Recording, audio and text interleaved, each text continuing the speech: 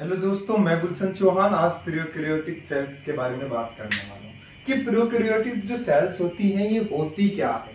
Means आपने sales के बारे में पढ़ा था, प्लांट सेल्स के बारे में पढ़ा था। अब हम पढ़ेंगे प्रोकैरियोटिक जो सेल्स होती हैं वो क्या होती हैं। प्रो मीन्स जो होती है पुरानी, प्रिमिटिव जी कह सकते हो, या कार्योनिक का मीन्स होता है न्यूक्लियस केंद्र। आप कह सकते हो ऐसी सेल जिसमें ट्रू न्यूक्लियस नहीं होता है। मीन्स ज्यादातर आप सेल्स देखते हो उनके अंदर ट्रू न्यूक्लियस पाया जाता है, लेकिन जो आपकी प्रोकैरियोटिक सेल्स होते हैं उनके अंदर ट्रू न्यूक्लियस नहीं पाया जाता है। ये सबसे पुरानी सेल्स आप इन्हें कह सकते हो। यदि ये माना जाए कि इस धरती पर सबसे पहले कौन सी सेल पाई जाती थी या पाई गई है, वो सबसे पुरानी सेल्स आपकी प्रोकैरियोटिक सेल्स ही होती है।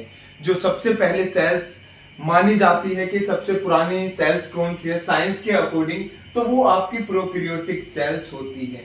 ये सेल्स सबसे पुरानी, सबसे स्ट्रक्चर में ये सबसे सिंपल सेल भी होती है।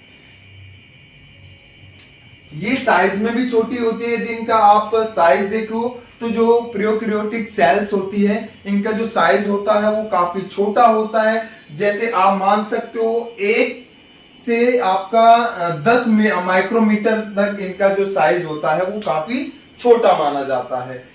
जो इनके अंदर ट्रू न्यूक्लियस क्या होता है, ट्रू न्यूक्लियस वो होता है जिस जगह डीएनए जो होता है न्यूक्लियर मेम्ब्रेन के अंदर होता है, सिक्योर होता है। लेकिन जो आपके प्रोकैरियोटिक सेल्स होती है इसमें आपका जो डीएनए होता है वो साइटोप्लाज्म के अंदर तैरता रहता है, उसके अंदर ही पाया जाता है। क्योंकि जो आपके प्रोकैरियोटिक सेल्स होती है उनके अंदर न्यूक्लियस मेम्ब्रेन नहीं होती, जिसके कारण जो डीएनए है वो आपका साइटोप्लाज्म में ही रहता है। इसके बाद जो आपका आता है डीएनए जो होता है इसमें वो साइकिल फॉर्म का होता है, सर्किल फॉर्म का आपका डीएनए देखने के लिए मिलता है। जो रिप्रोडक्शन होता है इसमें बाइंडर फिशिंग मेथड से इसमें आपका रिप्रोडक्शन होता है। मींस ऐसा रिप्रोडक्शन जिसमें एक सेल वो दूसरी सेल को जनरेट कर लेती है। मींस एक सेल होती है और वो ऑटोमेटिकली ही अपने जैसी दूसरी सेल्स को जनरेट कर लेती है। इसका एग्जाम्पल यदि आप देखना चाहो तो इसका एक अच्छा एग्जाम्पल आपका बैक्टीरिया माना जाता है। अब हम बात करेंगे राइबोसोम। इसके अंदर आपका 70 राइबोसोम 70S पाया जाता है। एस जो होता है वो होता है आपका से वर्ग यूनिट। मींस ऐसे जो ये होता है एस का मींस यहाँ पे सिंपल समझे तो कोई यूनिट नहीं होता।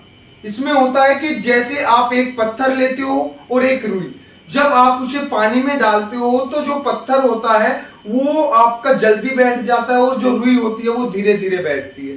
तो इसमें वो एस का मींस क्या होता है, नीचे बैठने की जो प्रक्रिया होती है उसे आप क्या कहते हो, एस कहते हो। तो इसमें आपका 70S राइबोसोम पाया जाता है। यदि ये वीडियो आपको अच्छी लगी तो लाइक करें, शेयर करें और सब्सक्राइब करें।